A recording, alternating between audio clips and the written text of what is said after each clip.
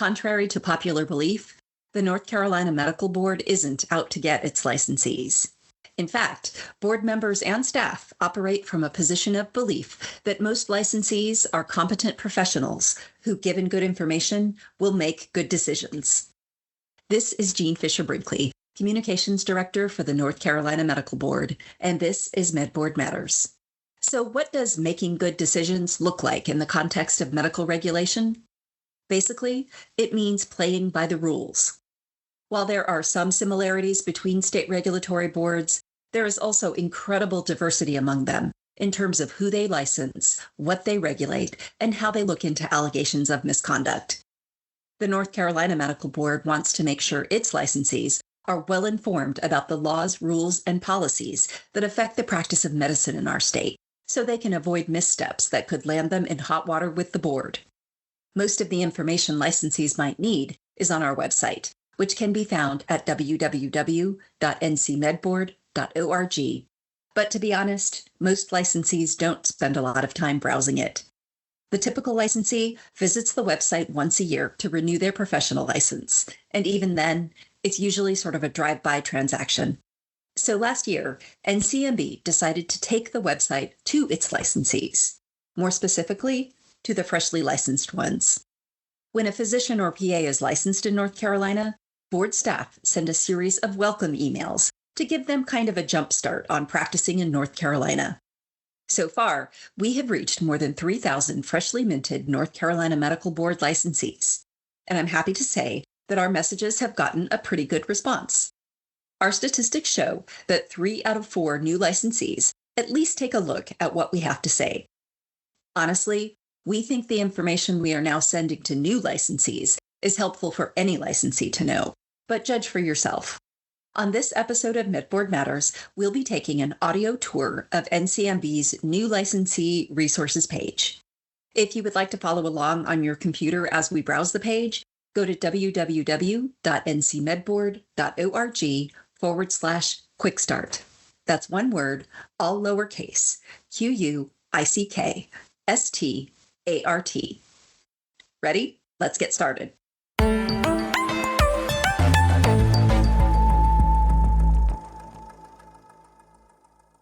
Our first stop on the new licensee resources page is aptly named Getting Started, and it includes information about the board.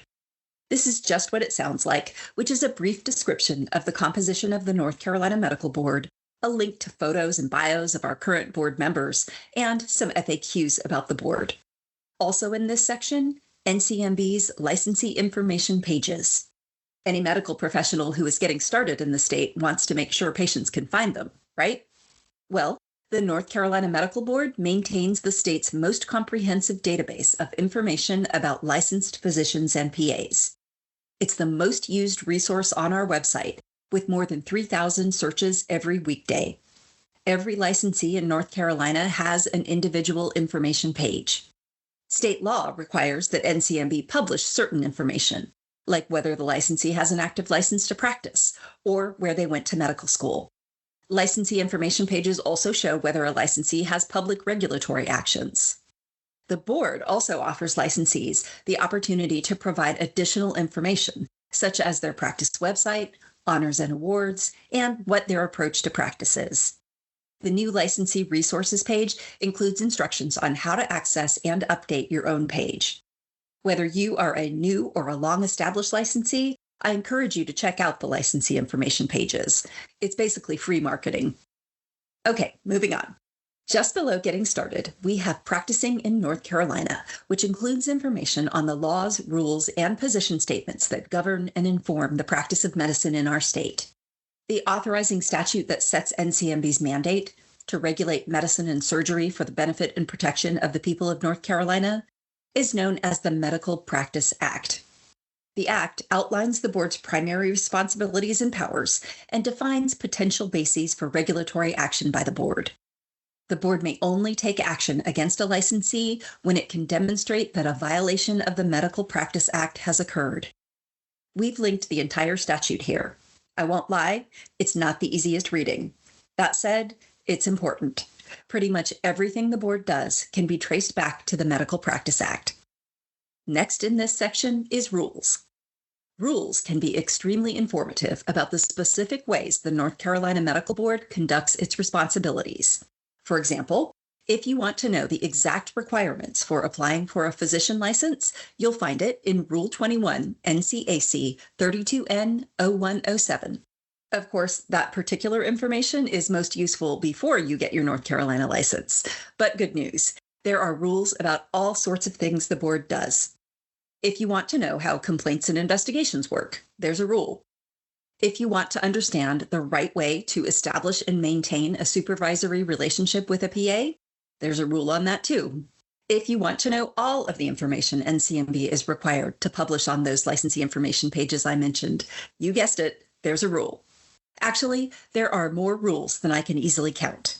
To browse the rules from the new licensee resources page, click on the specific area, physician rules, PA rules, medical corporations, and you are off to the races. The last item in the Practicing in North Carolina section is position statements. Position statements are interpretive statements that try to define or explain the meaning of laws or rules, or set out board expectations for licensee conduct in specific circumstances. There are position statements related to the clinician-patient relationship, statements on prescribing, statements on professional working relationships. There are currently nearly 40 position statements in all, sorted into 10 categories. Position statements do not have the force of law, but are nonetheless helpful to licensees looking for guidance on the standards they should adhere to avoid regulatory problems. Once you have a North Carolina medical license, it's important to know what you need to do to keep it valid. The next section on our new page is all about staying current. It includes information about license renewal, which must be completed annually for physicians and PAs, as well as information on keeping your name and contact information up to date. By law, licensees must keep a valid contact address and email on file with the board. If it changes, you can come to the new licensee resources page and click on Address and Name Change. You could also log into the Licensure Gateway, the account you set up to apply for a North Carolina license, and update your information there. Finally, this section includes a link to information about continuing medical education requirements for licensees. Staying current with CME is required to maintain an active license, so you'll want to know exactly how much you'll need to complete. If you scroll just a little further down the page, you will find the Staying Connected section. Staying connected is all about the many ways licensees can stay on top of news, information, and resources from NCMB. Our board does not believe in just standing by, waiting to impose discipline when licensees take a wrong step. We think NCMB best serves the people of North Carolina by keeping its licensees as informed as possible and by providing resources and education to help licensees practice safely. There are a lot of links in this section, so I am just going to hit the highlights. The two main ways we get information out to licensees are our website and the first resource I'll mention, NCMB's licensee newsletter, the Forum. The Forum is sent to licensees via email every 2 months. Every licensee receives it. We find that it is far and away our best method for reaching large numbers of licensees. If we want licensees to know something, we put it in the Forum. If you click through to read the full articles, you may leave comments or give feedback on position statements or other policies under consideration. The board really does value feedback from its licensees.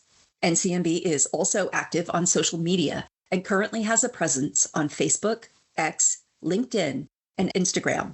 Some licensees find that social is a convenient way to monitor what's going on with the board. Another resource for staying connected with NCMB is our outreach program.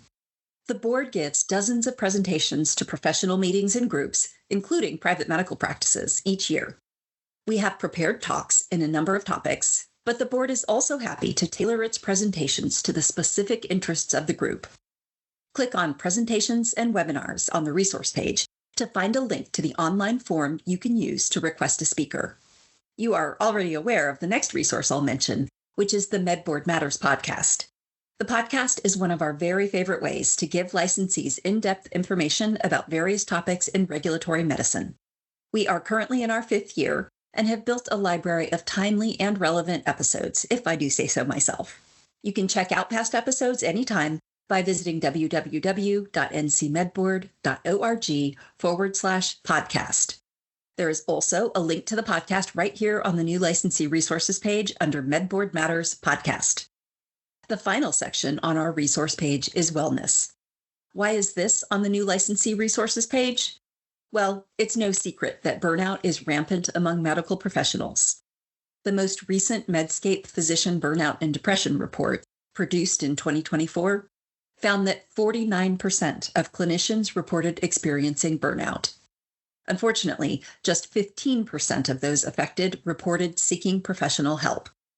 Medscape dug a little deeper into the reasons for that and found that nearly half of all medical professionals who reported experiencing burnout or depression said that they believed others would doubt their abilities as a clinician if they told anyone. And 42% said they would not talk about their struggles for fear that the medical board or their employer would find out. NCMB has developed a page of wellness resources, which is linked on the new licensee resources page. I also want to take a moment to make sure all licensees are aware that the North Carolina Medical Board does not require medical professionals to disclose if they are in treatment for a mental or physical health problem when it's time to renew their license or when they are applying for a license in our state. The board removed these questions several years ago to remove a perceived barrier to treatment. So if you or someone you know are avoiding getting needed treatment because you're afraid of repercussions, please stop doing that. NCMB wants licensees who need help to get help, period.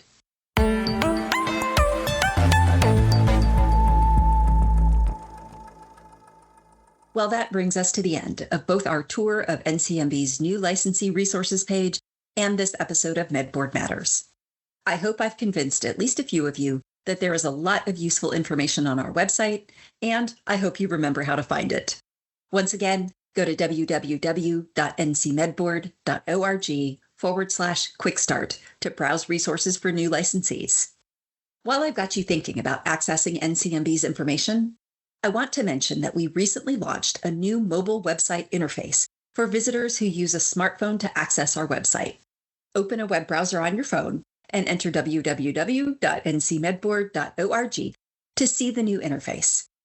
Although users can still access the full content of the website, we've tried to help you out by featuring some of our most high-value content on the home screen. If you are taking a meeting with a vendor who wants you to sell their supplements in your medical practice, you can pull out your phone, go to the medical board site, and review the position statement on the sale of goods from licensees' offices. Or, if your colleague tells you about a new rule they read about in the forum, you can hop on your phone and be browsing the newsletter in minutes. If you have comments, questions, or suggestions for us, email them to podcast@ncmedboard.org. If you'd like to visit our show page, go to www.ncmedboard.org/podcast. Thank you for listening. We've got some interesting topics lined up for 2025. I hope you will join us again.